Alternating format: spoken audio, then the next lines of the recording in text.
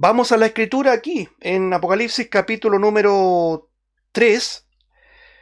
Estamos todavía analizando, extrayendo la enseñanza del versículo 14 que dice: y escribe al ángel de la iglesia en la Odisea, he aquí el amén, el testigo fiel y verdadero, el principio de la creación de Dios, dice esto. Hasta ahí vamos a dar lectura para a ver si vamos terminando, no creo, el día de hoy este versículo. Se da cuenta que un puro versículo nos obliga a abrir un tema particular, porque esa es la idea del estudio expositivo de las escrituras. No es leer por leer, sino que es indagar, escudriñar.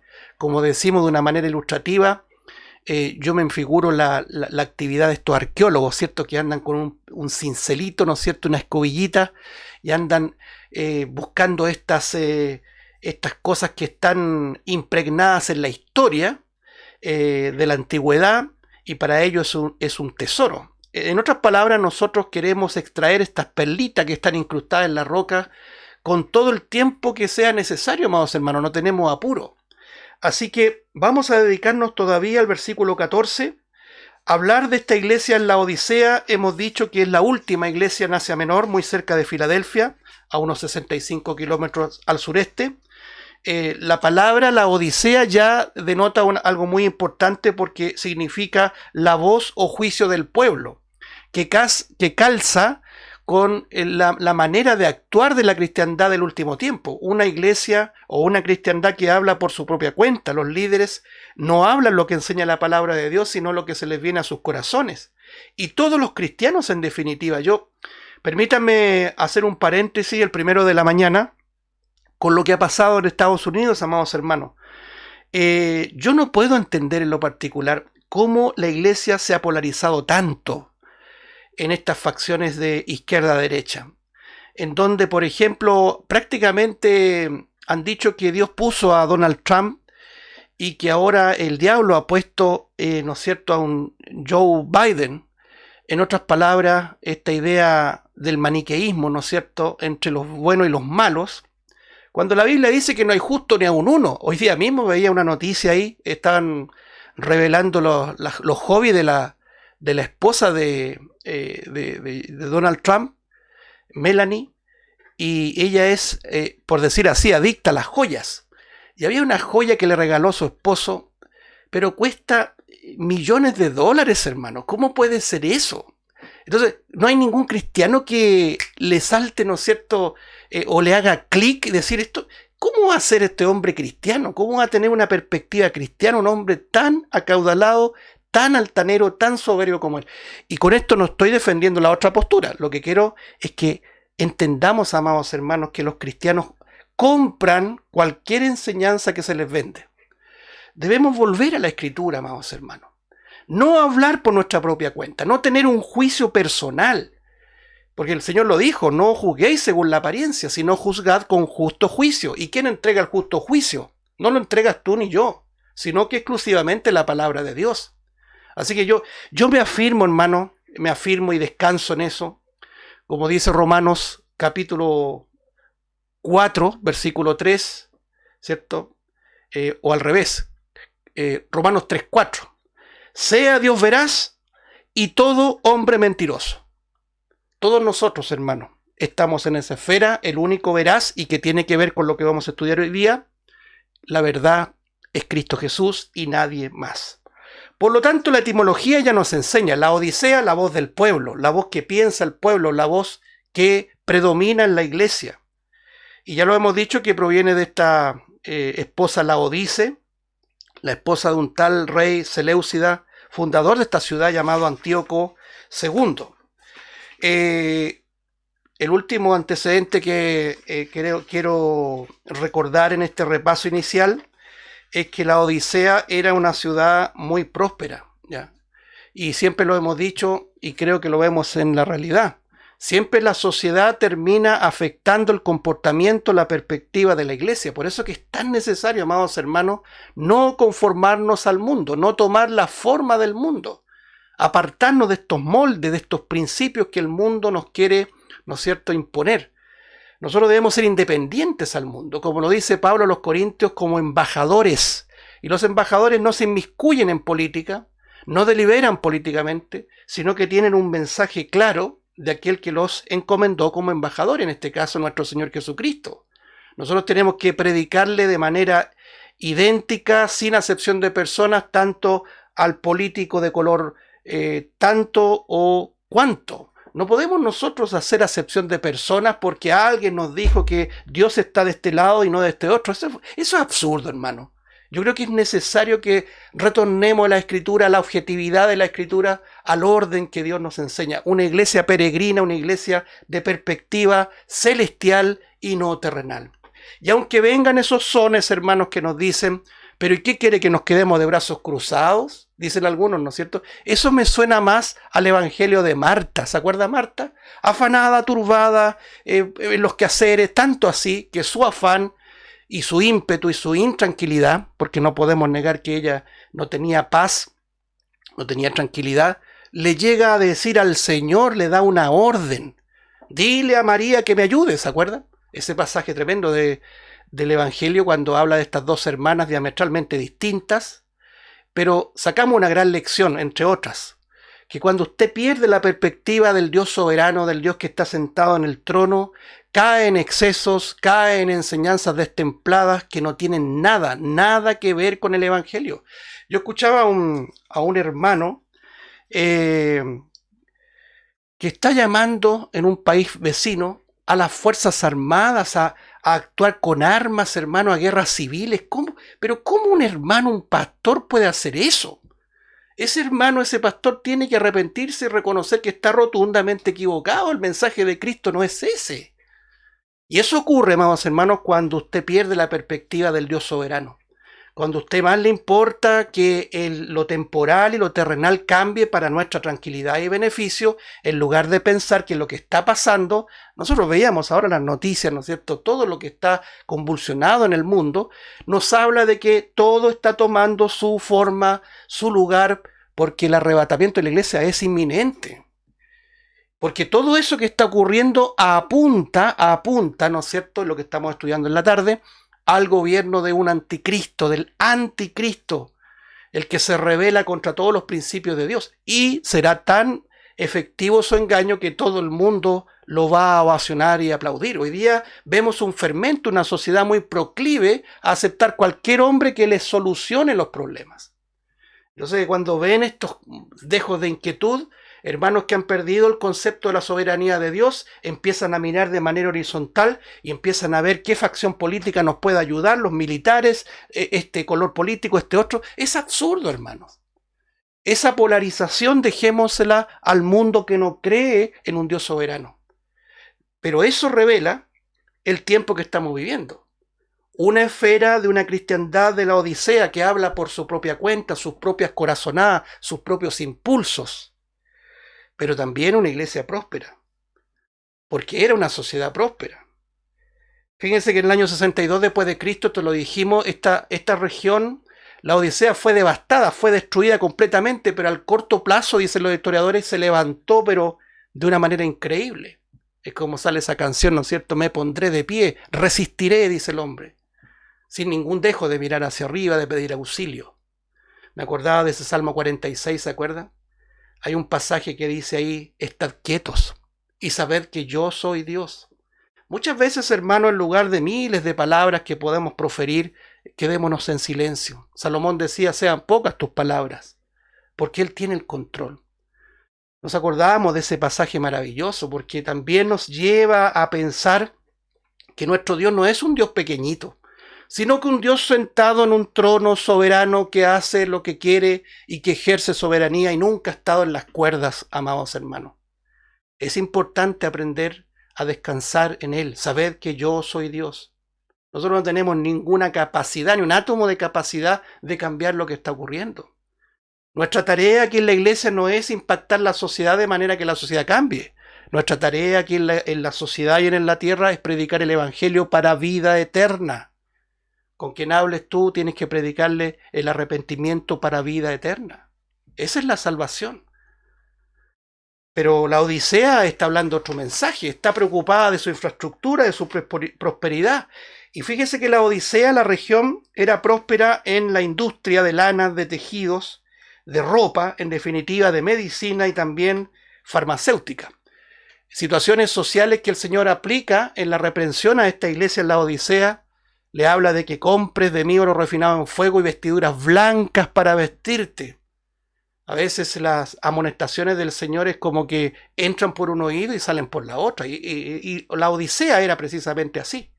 Y le dice, unge tus ojos con colirio, porque el colirio se producía de manera abundante en esa región de la Odisea. ¿El colirio para qué sirve? Para tener mejor vista. Uno ungía los ojos con colirio y podía tener una vista más nítida, ¿ya? Entonces esto es una iglesia ciega, una iglesia que está en un sentido miope, no ve más allá de sus narices. Se mira el ombligo, como decimos nosotros, es decir, se mira a sí misma, autorreferente, y que calza como Pablo le dijo a Timoteo, hombres amadores de sí mismos, avarientos, ¿no es cierto? Blasfemos, infatuados, dice el término también infatuado, es decir, la cabeza llena de humo. Esa palabra que es una expresión muy nuestra también, no sé si en otros países se usa, cuando una persona cambia de estatus o le viene un, como dice un cantante, un golpe de suerte, dicen, y el tipo se transforma y se le va lo humo a la cabeza. Esa palabra es infatuado, la cabeza llena de humo. Hoy día estamos en una cristiandad infatuada. Usted no le enseña nada. Entonces ellos dicen, ¿cómo? Mira la tremenda infraestructura que tenemos, mira la cantidad de miembros que componen mi iglesia, ¿cómo voy a estar equivocado? Cuidado, cuidado, yo me sonrío, pero es que esto es solemne, hermano, ¿eh? Me sonrío en el sentido de decir qué absurda es la posición de la Odisea que descansa en su prosperidad. Y ya vamos a leer eso. Dice la Odisea, yo me he enriquecido y de nada tengo necesidad.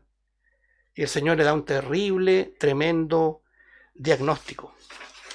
Ahora aquí en el versículo que estamos analizando y que está en pantalla, hermanos, el texto ya lo hemos estado estudiando, escribe al ángel, el Señor le da la instrucción a Juan, que escribe al ángel, en la Odisea. Acuérdense que esta revelación es dada a Juan, al apóstol Juan.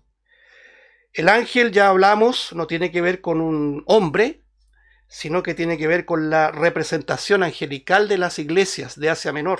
Ya lo leíamos cuando recién iniciábamos este estudio el año pasado. Y dice, he aquí el amén, el testigo fiel y verdadero, el principio de la creación de Dios, dice esto. Aquí el Señor se está presentando de tres maneras, amados hermanos, de tres maneras. Y hemos estado, o estamos estudiando, mejor dicho, estas tres presentaciones del Señor. Primero, el Señor es el amén, la confirmación de Dios. Qué importante, hermano, antes de hablar de aquello y repasarlo también y pasar al siguiente punto, es recordar que la Odisea es como la antítesis de Filadelfia. En Filadelfia estaba la puerta abierta, ¿se acuerda? Cuando comenzamos a estudiar Filadelfia decíamos la palabra clave aquí es una puerta. El Señor decía, el que tiene la llave de David, el que abre y nadie cierra, el que cierra y nadie abre. He aquí te he puesto una puerta abierta. ¡Qué privilegio! La puerta de Filadelfia es una puerta abierta. Pero en la Odisea la puerta está cerrada, el Señor está afuera golpeando. Filadelfia una iglesia humilde, una iglesia pequeña. La Odisea una iglesia megalómana, soberbia, altiva. Filadelfia una iglesia sometida a la palabra. La Odisea habla por sí misma. La Odisea, la voz del pueblo, la voz de ellos. En Filadelfia, Cristo lleva a personas a ese lugar para que reconozcan que en ese lugar, por más pequeño y humilde que sea, ahí está el amor de Dios y la verdad de Dios, por pura gracia, ciertamente. Pero en la Odisea el Señor está sacando gente, está fuera Él llamando a que salgan de ahí. En Filadelfia Cristo está dentro, pero en la Odisea el Señor está literalmente afuera. Y este Señor Jesucristo que escribe a esta iglesia se presenta primeramente como el amén, el que confirma, el fiel, el veraz, el que dice, de cierto os digo, el que dice, así es, así sea.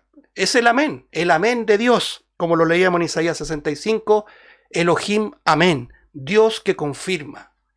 Y nos acordamos de estos pasajes tremendos, hermano, en la creación. Estos 7 amén que aparecen de manera implícita en esa confirmación. Dios dijo, y sea la luz, y fue la luz. Primera confirmación. Después el Señor habla, crea, y el Señor dice, y fue así. Porque el Señor confirma la revelación de Dios, confirma la creación de Dios. Por tal razón, nuestro Padre tiene tanto gozo y tanta complacencia en su Hijo amado. Porque todo lo que Él dice, Él lo confirma. Esa comunión maravillosa del Padre y del Hijo. Y nosotros vamos viendo, hermanos, que este evangelio bendito de la salvación es una promesa y que tiene una confirmación. La confirmación tiene un nombre propio, se llama Jesucristo. Todas las promesas están en Él, sí, en Él, amén. En nuestro Señor Jesucristo. Él es el que confirma la obra del Padre. Cristo es aquel a quien la revelación de Dios haya su perfecta respuesta y su cumplimiento. No cabe duda, aquí el Señor se está presentando como aquel que es el amén de Dios, el que confirma. Por eso que terminamos con este punto diciendo lo siguiente. La palabra amén es mucho más solemne de lo que nosotros pensamos, que se transforma en muletillas. Yo me acuerdo en mis tiempos de juventud, no les voy a dar referencia para que no saquen cuentas. Nosotros pertenecíamos a una asamblea, una iglesia de corte pentecostal, asambleas de Dios, ¿no es cierto? Todas estas enseñanzas que tienen que ver con el carismatismo, con la especie de la unción del Espíritu Santo, con cosas portentosas, milagros, etc. Pasamos un tiempo por ahí hace muchos años atrás, y me acuerdo que teníamos un programa radial que salía a la medianoche, hermano, a las 12 de la noche, 12:30, no me acuerdo muy bien, pero era muy tarde y hacíamos los programas de lunes a viernes todos los días, hermano, y era una cosa que uno dice después, se remonta en el tiempo y dice, ¿de dónde tenía tanta energía para estar en esos programas de lunes a viernes y con el trabajo secular también? Bueno, uno va entendiendo que en todas esas iglesias la salvación es por obras, aunque ellos digan que hablan de gracia, todo, ¿no es cierto?, que es por la fe exclusiva, por la gracia de Dios, pero todo es un mérito humano. Pero ese no es el punto. El punto es que uno observaba a los predicadores, observaba a los pastores que a uno lo guiaban, y usaban mucho estas expresiones que son muletillas, el aleluya, el gloria a Dios, el alaba lo que Él vive, no sé si lo he escuchado. Expresiones que son prácticamente de ayuda a memorias. Cuando usted se olvida de un texto, empieza a repetir gloria a Dios, aleluya, y el amén se transforma en una muletilla, de la manera que pasa a ser una especie de palanca para acordarme lo que tengo que decir. Y por cualquier cosa se dice amén. La semana pasada nos acordábamos de ese texto ahí de Lucas 19:31, cuando el Señor dijo, envió a los discípulos a buscar el burro, ¿no es cierto? A buscar este pollino hijo de Anna para cumplir la profecía de Zacarías, ¿se acuerda? Entonces dice, desatarle porque me es necesario. Y un predicador lo usó como una exhortación al pueblo. El Señor te quiere desatar para usarte. Y todos gritaban amén, irrumpían con una emocionalidad increíble, pero nadie leía 1 milímetro más del texto, como para descubrir que estaba hablando en un contexto de un pollino de asna, ¿no es cierto? Un burro, en definitiva. Entonces, amados hermanos, el amén tiene una racionalidad. El apóstol Pablo le dice a los romanos, ¿cómo si todos hablan en lengua y nadie entiende? ¿Cómo los hermanos dirán amén a tu acción de gracias? El culto, amados hermanos, debe ser un culto racional, no un culto frenético, no un culto irracional.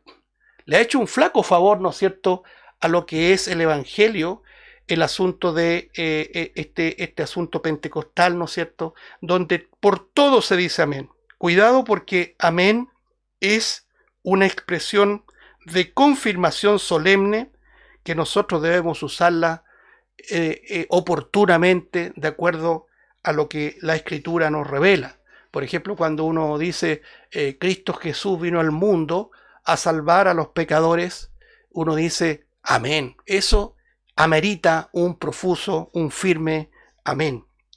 Que el Señor nos ayude, como comentábamos la semana pasada, a poner en alto esta expresión amén y que no se transforme en una muletilla que tapiza, lo voy a decir así, tapiza las redes sociales, en donde estamos seguros que nadie del que publica amén o el que confirma ha leído minuciosamente, acabadamente lo que alguien publica en esos medios. Que el Señor nos ayude, hermano, a tomar esta solemnidad de esta palabra, que es un título con el cual el Señor se presenta en primera instancia a la Odisea. En segundo lugar, el Señor se presenta como el testigo fiel y verdadero.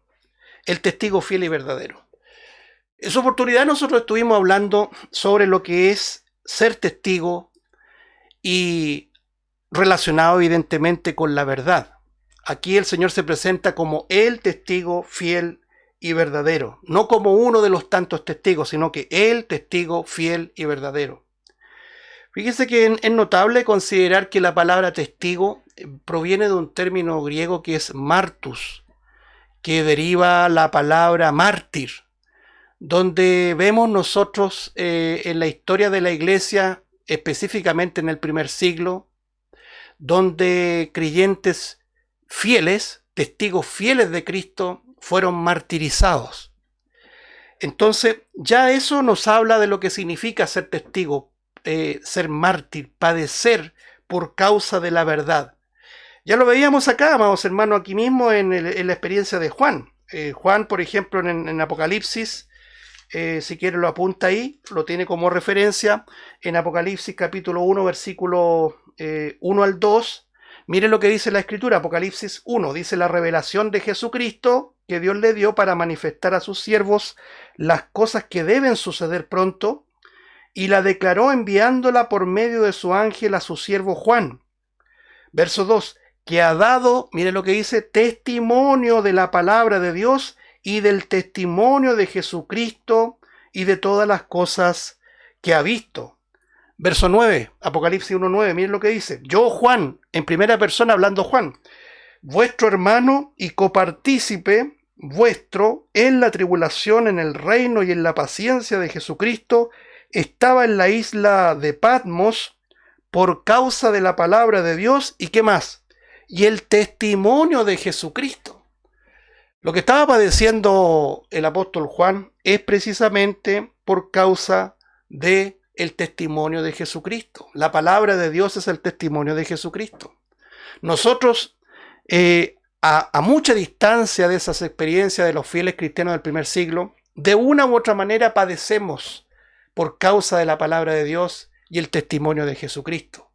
Pablo le dice a Timoteo, todo el que quiera vivir piadosamente sufrirá persecución, padecerá persecución, porque la verdad, amados hermanos, nunca ha sido bien recibida. Nosotros estamos luchando con un mundo y con la adversidad de la mentira. La mentira es la que gobierna este mundo, porque quien está en el dominio y el control de este mundo, obviamente a concesión por soberanía, decisión soberana de Dios, ya nada escapa de su soberanía, pero es precisamente Satanás. Primera de Juan capítulo 5 verso 19 dice que todo el mundo está bajo el maligno. Por lo tanto, el padre de mentira es el que gobierna todos los estamentos de la sociedad. Por lo tanto, ¿qué verdad podemos obtener de allí? Todos los poderes que conforman un Estado, el poder ejecutivo, el poder legislativo, el poder judicial, el magisterio, los magistrados, ¿no es cierto? Las Fuerzas Armadas, podríamos también sumar la Contraloría, todo lo que conforma el Estado, incluyendo, ¿por qué no decirlo?, la propia religión, están todos gobernados por el padre de mentira. ¿Qué verdad puedes extraer de ahí? Entonces, por eso que, dicho muy de paso, muchos personas evangélicas dicen, yo quiero postularme a algún cargo de alcaldía, ¿no es cierto?, o parlamentario, porque desde allí, con el evangelio, voy a impactar a ese grupo y voy a transformar la política para la gloria de Dios. Suena bonito, ¿no es cierto? Es una linda premisa, pero es cosa de verlo ahora, pues, hermano. Ahora nosotros vemos que ellos están inmersos en la mentira, inmersos en la diplomacia, porque le toman el gustito también al sueldo que pagan por ser parlamentario. Entonces, usted va a ir a chocar con la roca. No, usted se va a someter y se va a corromper igual que el resto. ¿Qué dice el Señor? Salir de en medio, pueblo mío. No debemos nosotros inmiscuirnos en política contingente.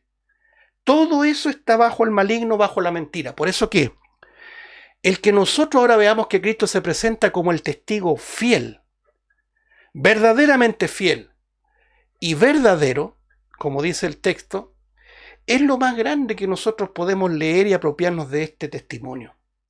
¿Va a haber persecución?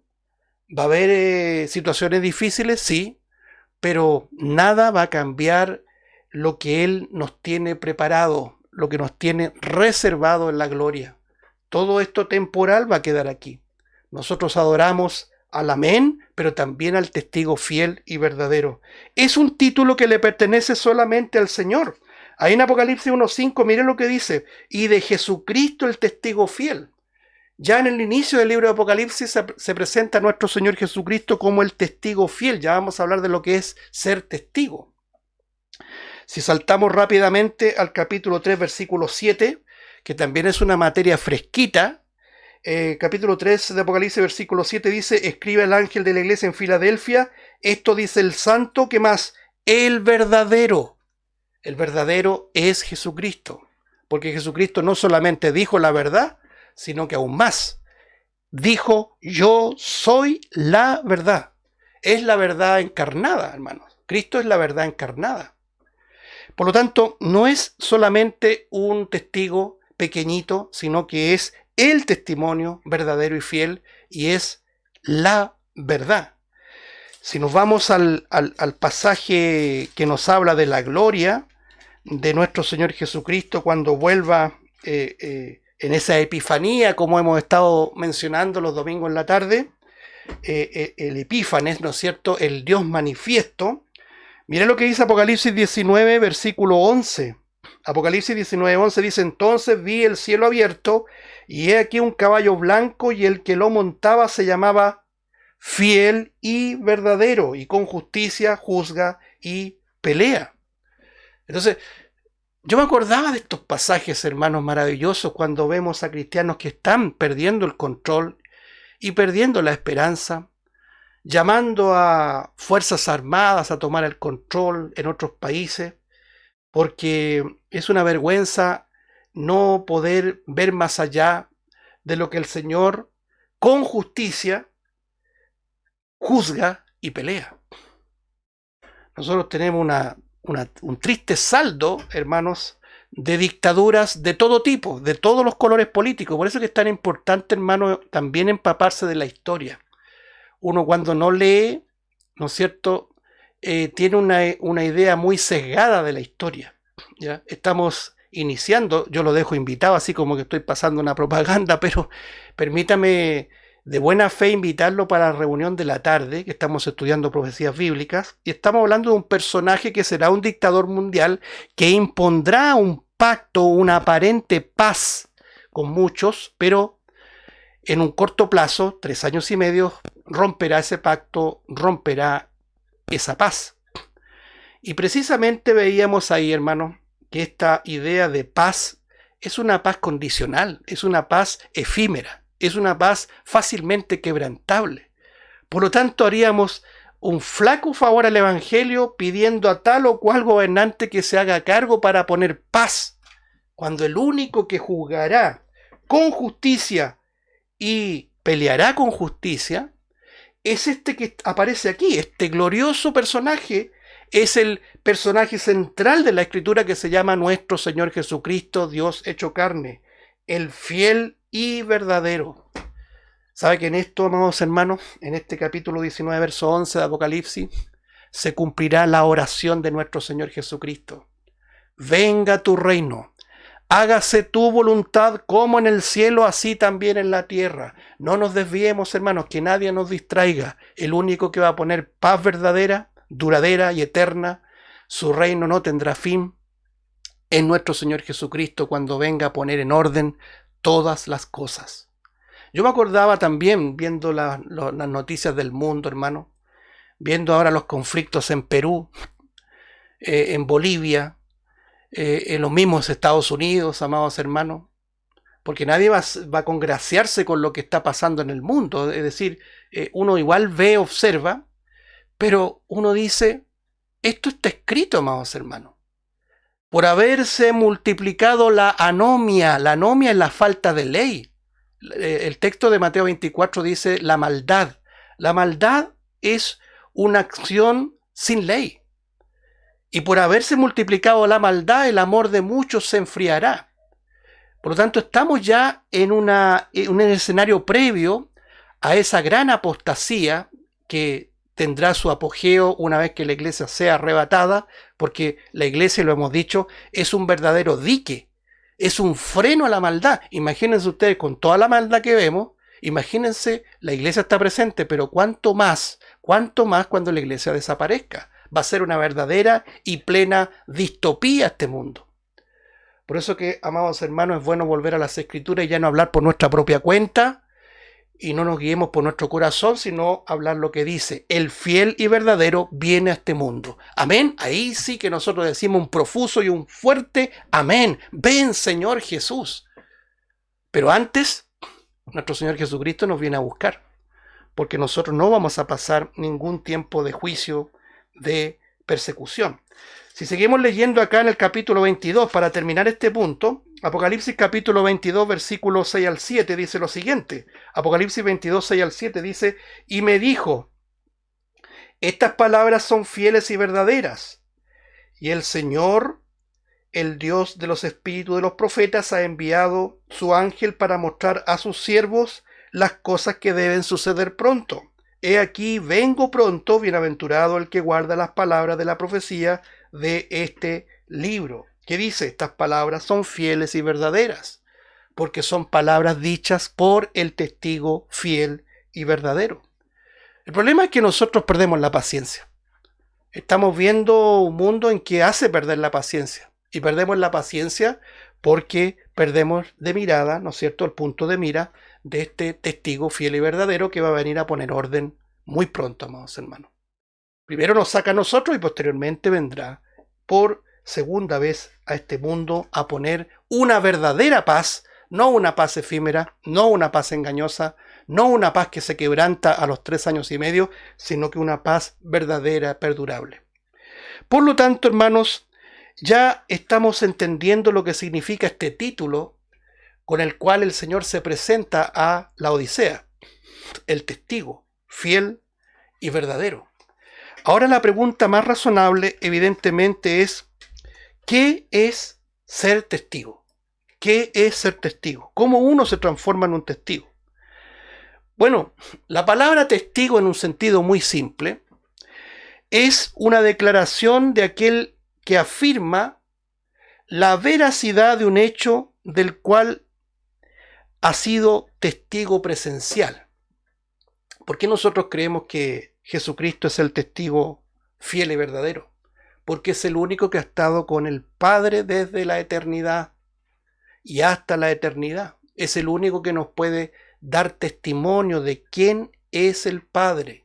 Cuando Pablo le dijo a Timoteo, grande es el misterio de la piedad, que Dios fue manifestado en carne, vemos en aquello que la deidad, es decir, Dios se hizo carne, y a través de esa encarnación del Hijo, nosotros tenemos el testimonio fiel de quién es Dios. El Señor lo dijo, nadie viene al Padre sino por mí. Es el único camino a la verdad, es el único camino a ese testimonio fiel, guardado por los siglos de los siglos. El testimonio está abrazado de lo que es la verdad. Acuérdense que lo que estamos analizando, el título de Cristo, el testimonio, el testigo fiel y verdadero. Veamos primero, hermano, lo que significa este concepto de testigo, porque es tan importante entender que el Señor estuvo en el principio con Dios, como lo leíamos la semana pasada, y creo que nos hizo bien ese ejercicio, Juan 1:1, en el principio era el verbo, y el verbo era con Dios, y el verbo era Dios. ¿Ya? En otras palabras, desde la eternidad, el Hijo, el verbo, ya existía. Estaba con Dios, y si estaba con Dios, entendemos que son dos personas. Pero no se refiere a dos dioses, sino que hay una misma esencia, una misma sustancia, porque es el concepto también de la Trinidad. Tres manifestaciones de un solo Dios: Dios Padre, Dios Hijo, Dios Espíritu Santo, y el Hijo es el que ha tenido esa plena y eterna comunión con el Padre y nos ha querido revelar este testimonio, ¿no es cierto?, verdadero. Ahora, cuando aquí vemos en el Evangelio de Juan capítulo 1 verso 14, dice que este mismo verbo que presenció toda la gloria, ¿no es cierto?, eterna, se hizo carne y habitó entre nosotros. De ahí vamos entendiendo de que Él es el único testigo presencial de Dios, el único. Y a través de Él nos lo ha querido revelar. Por lo tanto, el Señor manifiesta de manera clara su propiedad de testigo. Entonces, vemos muchos pasajes relacionados con esto, hermano, pero quiero que ordenemos un poco este concepto de testigo, porque tenemos otro testigo que es Juan el Bautista, por ejemplo. Mire lo que dice aquí el versículo 19. Versículo 19 de Juan 1, si está ahí o lo anota, después lo revisa, pero lo importante es que pongamos atención. Juan 1:19 dice: este es el testimonio de Juan cuando los judíos enviaron de Jerusalén los sacerdotes y levitas para que le preguntasen: ¿tú quién eres? Juan el Bautista fue un testigo también. Él contó su testimonio, contó su verdad. Y esa verdad tenía que ver con lo que él mismo dijo: yo no soy la verdad, yo no soy la luz, sino que Él es el que prepara, ¿no es cierto?, prepara el camino del Señor. Dijo el versículo, dice aquí en el versículo 23, Juan 1:23, digo, yo soy la voz de uno que clama en el desierto, enderezad el camino del Señor, como dijo el profeta Isaías. Entonces nosotros vemos que el verdadero testigo no se atribuye una verdad propia en el términos humanos, sino que siempre se le atribuye a Dios. Entonces, Juan el Bautista en el versículo 23 dice, yo soy la voz de uno de los que claman en el desierto. No era el Mesías, sino que alguien que venía a preparar el camino del Mesías. Por ejemplo, en el versículo 32 de Juan 1 también dice, también dio Juan testimonio diciendo, vi al Espíritu que descendía del cielo como paloma y permaneció sobre él. Verso 34, y yo le vi y he dado testimonio de que este es el Hijo de Dios. Es el testimonio de Juan el Bautista. Es verdadero porque habla de lo que presenció respecto a nuestro Señor Jesucristo en el momento de su bautismo, cuando el Señor se bautizó, que todos conocemos ese pasaje. Ahora, si nosotros avanzamos un poquito, aquí mismo Juan, porque es curioso, siempre me ha llamado la atención que este Juan es el que da testimonio precisamente de todas estas cosas, de manera muy particular. Por ejemplo, en el capítulo 5 de Juan, verso 30, dice, no puedo yo hacer nada por mí mismo, según oigo, así juzgo, y mi juicio es justo, porque no busco mi voluntad, sino la voluntad del que me envió. Verso 31, si yo doy testimonio acerca de mí mismo, mi testimonio no es verdadero. Verso 32, otro es el que da testimonio acerca de mí, y sé que el testimonio que da de mí es verdadero. Verso 33, vosotros enviasteis mensajeros a Juan, y él dio testimonio de la verdad. Pero yo no recibo testimonio de hombre alguno, mas digo esto para que vosotros seáis salvos. Fíjese lo que dice el versículo 39, Juan 5:39, vamos a leer varios pasajes. Escudriñad las escrituras porque a vosotros os parece que en ellas tenéis la vida eterna, y ellas son, ¿qué dice? Las que dan testimonio de mí. Entonces, la palabra testimonio aparece en varias partes de la escritura, y que tiene que ver con un hecho presencial. Tiene que ver con la veracidad de los hechos. El testigo verdadero, el que ha presenciado todas las cosas porque es omnisciente, porque Dios no puede ser otro sino exclusivamente nuestro Señor Jesucristo. Mire, saltemos acá al capítulo número 8 de Juan también. Capítulo 8 de Juan. Dice en el capítulo 8, versículo número 31, dice: dijo entonces Jesús a los judíos que habían creído en él: si vosotros permaneciereis en mi palabra, seréis verdaderamente mis discípulos y conoceréis la verdad, y la verdad os hará libres. Aquí nuevamente el Señor Jesucristo está hablando de conocer lo que revela lo que estaba oculto, que es su propia persona. La verdad, acuérdense ustedes, amados hermanos, que es una palabra compuesta en griego, que es aletheia. Aletheia, la palabra a es como negación, ¿cierto? Es sin, a, y letheia es oculto. Por lo tanto, aletheia, que es la verdad, es revelar lo oculto, mostrar lo oculto. Cristo se viene a revelar como el testigo fiel y verdadero, el que predica la verdad, y aún más, el que es la verdad. Y cuán necesario es, amados hermanos, hablar de esto, porque la verdad trae consigo libertad. Aquí lo dice el versículo, lo acabamos de leer, ¿no es cierto? En el versículo 32, Juan 8:32, y conoceréis la verdad, y la verdad os hará libres. La verdad liberta. Pero en contraste a ello, la mentira nos da esclavitud. Hay un mundo esclavo de la mentira. Por eso que el concepto de la verdad es un concepto que el hombre ha tenido que analizar a través de los siglos, y si no tiene la apertura del entendimiento, la revelación de Dios, nunca va a comprender qué es la verdad.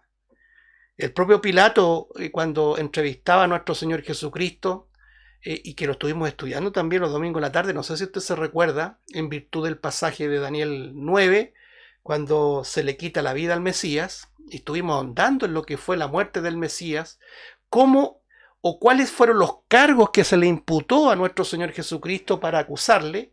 Todo fue una burda mentira, una terrible mentira. Incluso Pilato se dio cuenta de que ellos lo entregaban por envidia, porque los religiosos envidian la sabiduría de nuestro Señor Jesucristo, porque los religiosos odiaban también la sabiduría de este fiel testigo de Cristo que se llamaba Esteban, porque la envidia es lo que carcome al hombre que no es de Dios. Y todos nosotros tenemos envidia, ciertamente, pero el Señor nos llama a poner en las plantas de Cristo cuando en cualquier momento pueda asomar la envidia que nos puede destruir y puede causar muchas consecuencias. Entonces el Señor Jesucristo fue entregado, dice el texto, por envidia. Pilato sabía la verdad.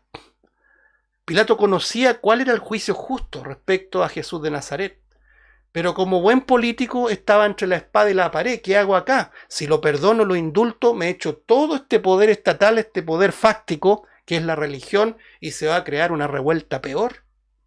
Porque acuérdense ustedes que Pilato era como un títere, ¿no es cierto?, que de alguna manera estaba ahí en medio de dos facciones. Primero el César, el que tenía el dominio de toda la región, el César romano, y el Sanedrín, que era, por decir así, el poder legislativo, el gubernamental de Israel. Los religiosos tenían el poder político. Entonces se iba a echar todo el poder, como se dice, se iba a ir en contra todo el poder político, en contra de Pilato. ¿Y qué hace Pilato? Hace lo que todo político hace. No delibera con justicia, no delibera con rectitud, no es un testigo verdadero, sino que se lava las manos, no imparte justicia. ¿Se da cuenta, amados hermanos, que esto habla de la realidad? Hoy día, ¿cuántos Pilatos existen acá en este país y en todo el mundo? ¿Cuántos Judas? Miles. ¿Cuántos Barrabases? Si son los mismos elementos de la sociedad antigua. Los Barrabases son los rebeldes, los que quieren tomar el control por las manos, por las armas. Los Judas son los traidores, y los Pilatos son los que no imparten justicia debiendo impartirla. ¿Y quién queda solo ahí, no es cierto, glorioso, pero aislado de toda esta corrupción mundanal? El testigo fiel y verdadero. Pilato sabía cuál era la verdad. Él mismo se lo dijo en Juan 18. ¿Qué es la verdad? Entonces yo siempre lo digo en estos términos. Por un lado miraba a Jesús, no le encuentro ninguna culpa. Inclusive su propia esposa, la esposa de Pilato, le dijo: no puedo dormir, he estado inquieta, deja a este justo, no tiene nada que ver. Él sabía que era inocente.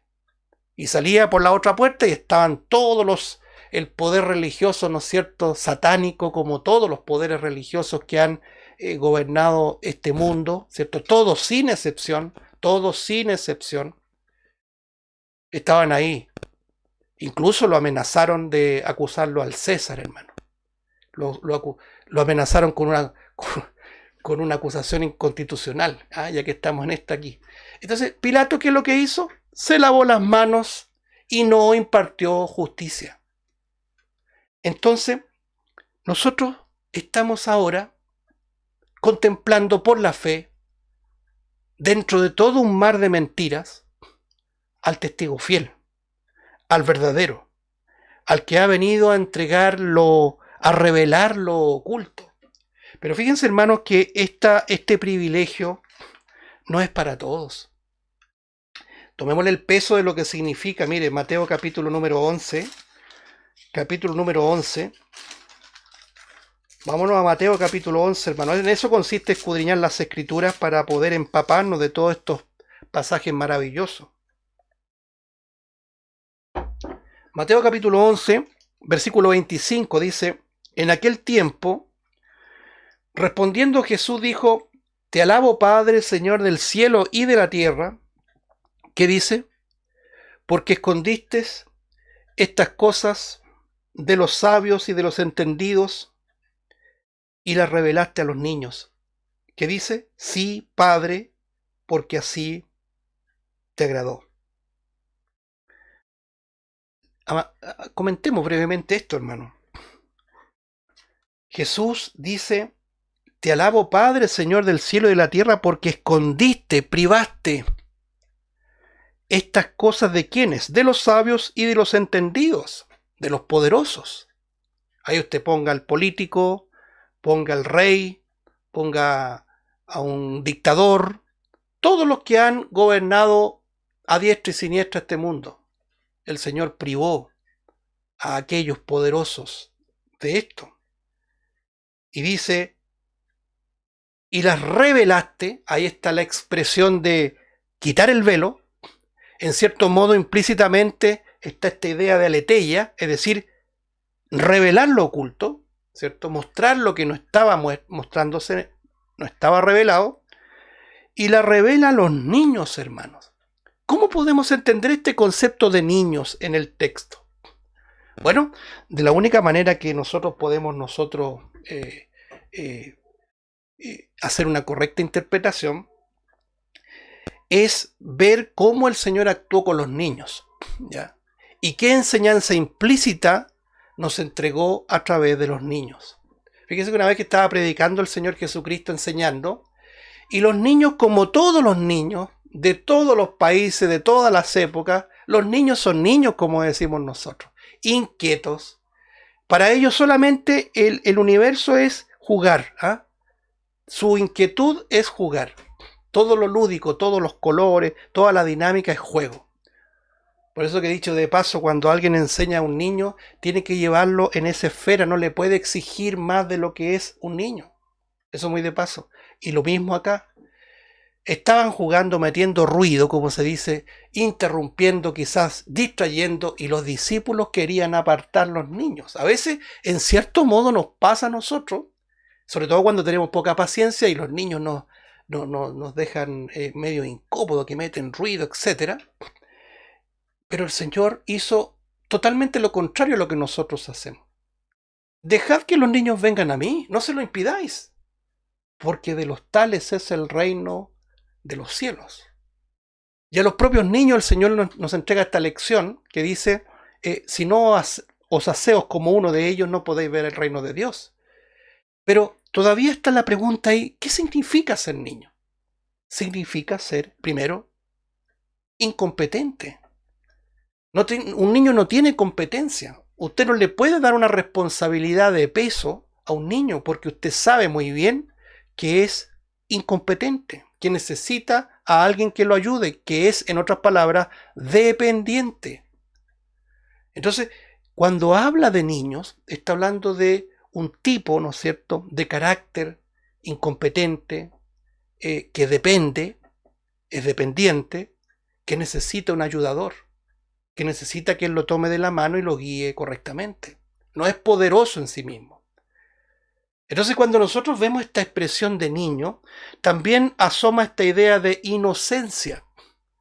A un niño usted le puede decir la mentira más absurda, como que, ¿no es cierto?, va a encontrar un helicóptero en su dormitorio que lo está esperando y el niño corre a ver ese helicóptero, porque tiene un concepto y una esfera de inocencia.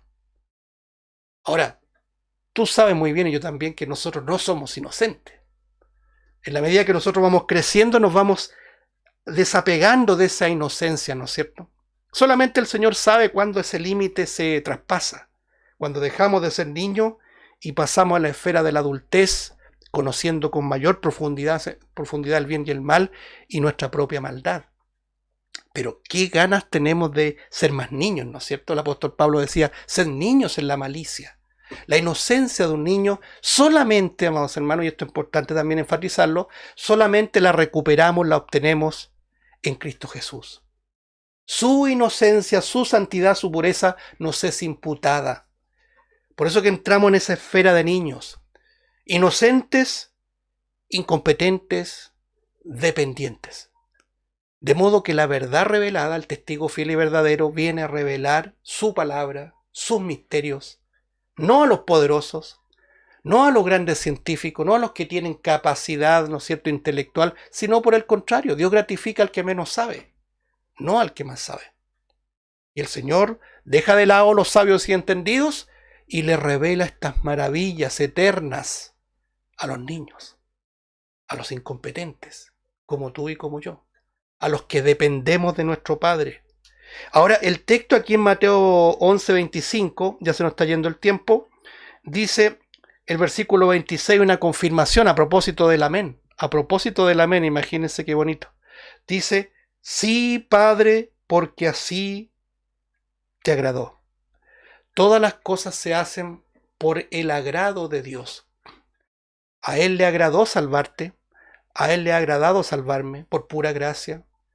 Y el Hijo confirma ese plan y propósito soberano. Sí, Padre, porque así te agradó. Que me gusta la expresión que esté solamente aislada en un solo versículo. Sí, Padre, porque así te agradó. Amén, Padre, porque así te agradó.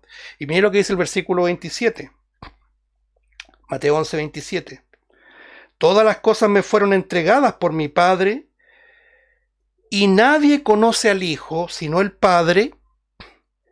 Ahí está el conocimiento acabado, eterno, entre el Padre y el Hijo. Dice, y nadie conoce al Hijo sino el Padre, ni al Padre conoce alguno sino el Hijo, y aquel a quien el Hijo, ¿qué dice?, lo quiera revelar. Este pasaje es maravilloso y tremendo. El conocimiento de esta comunión estrecha entre el Hijo y el Padre es mutua. Nadie conoce al Padre sino el Hijo, nadie conoce al Hijo sino el Padre, pero además, aquel también a quien el Hijo lo quiera revelar. Y el Señor ha querido revelar este misterio, ha querido dar testimonio de ese hecho presencial desde la eternidad, por eso que es testigo fiel y verdadero, para que tú puedas conocer, que yo pueda conocer el misterio de Dios, el misterio del Padre, a través de nuestro Señor Jesucristo. Por eso que no puede haber revelación si primero el Señor no nos humilla. Nosotros en sí mismos somos muy altivos. Nadie va a creer por un asunto intelectual. La conversión es un hecho, y quiero decirlo con todas sus letras, es un hecho sobrenatural. Si el Señor no interviene en tu corazón, tu mente, tu voluntad, tú no podrías haber creído, yo tampoco. El Señor hizo una obra con nosotros. Nos abrió el corazón, nos abrió el entendimiento, de manera que su testimonio se hizo vida en cada uno de nosotros. A propósito del apóstol Juan, yo quiero terminar en esta mañana con lo que dice acá, si quiere lo anota también ahí, o lo busca. Primera de Juan capítulo 1, voy a terminar con este pasaje, y lo vamos a comentar Dios mediante la próxima semana para avanzar también al siguiente punto, respecto al testigo fiel y verdadero. Primera de Juan, capítulo 1, versículo 1, dice, lo que era desde el principio, lo que hemos, mire lo que dice, lo que hemos oído y lo que hemos visto con nuestros ojos, lo que hemos contemplado y palparon nuestras manos tocante al verbo de vida. Está hablando de su testimonio, el apóstol Juan. Porque la vida fue manifestada y la hemos visto y testificamos, ahí está la palabra, testificamos, Dios anunciamos la vida eterna, la cual estaba con el Padre y se nos manifestó. Ahí encierra el concepto de el testigo fiel y verdadero, lo está enseñando el apóstol Juan. Verso 3, lo que hemos visto y oído, eso os anunciamos para que también vosotros tengáis comunión con nosotros, y nuestra comunión verdaderamente es con el Padre y con su Hijo Jesucristo. Estas cosas os escribimos para que vuestro gozo sea cumplido. No hay comunión con el Padre sino exclusivamente a través del Hijo. Por lo tanto, el título de testigo fiel y verdadero está diciendo que el Cristo de la gloria, el eterno, ¿no es cierto?, el Cristo preexistente, tenía una comunión estrecha con su Padre, y en el plan soberano de Dios se incluía que este verbo, este Hijo, se hiciera uno de nosotros, habitara en medio de nosotros y mostrara este testimonio y la verdad como testimonio para que nosotros, a través de esa verdad, pudiéramos salir de la esfera de la mentira en la cual estábamos prisioneros por Satanás, porque Satanás es el que tiene el control temporal, y pasar al reino de su amado Hijo Jesucristo, como lo dice Pablo a los Colosenses, que es en sí mismo, encarnado, el testigo fiel y verdadero. Que el Señor bendiga su palabra y nos ayude a seguir meditando en esto, porque tiene una connotación y una profundidad muy importante, sobre todo en tiempos de mucha mentira, amados hermanos. Padre Celestial, te damos gracias por tu palabra, porque es la verdad revelada. Gracias, Padre, porque en medio de un mundo de mentiras, asoma esta verdad, la única verdad, la todo suficiente verdad, cuyo nombre propio es Jesucristo. Él es el único testigo fiel y verdadero. Y que así vendrá con ese título cuando venga a reinar por segunda vez, el testigo fiel y verdadero. Y es ese testigo fiel y verdadero el que habla en esta mañana a las iglesias. No es un mero profeta, no es alguien que presume decir la verdad, sino que es la verdad, es el testimonio, es el testigo. Padre Santo, ayúdanos a meditar en esto tan importante, sobre todo en tiempos de tanto relativismo, de tantas medias tintas, Señor, y ayúdanos a afirmar esta convicción, puesto que somos miembros del cuerpo de Cristo, tu Santo Hijo, y como lo dice tu Santo Libro, tu Santa Escritura, somos columna y baluarte de la verdad, el sostén de la verdad y la defensa de la verdad en un mundo de mentiras. Muchas gracias, Padre, por esta tu palabra. Te pedimos que nos ayudes y nos sigas instando a meditar en ella en el resto del día y en el resto de nuestra vida. En los méritos de Cristo Jesús. Amén.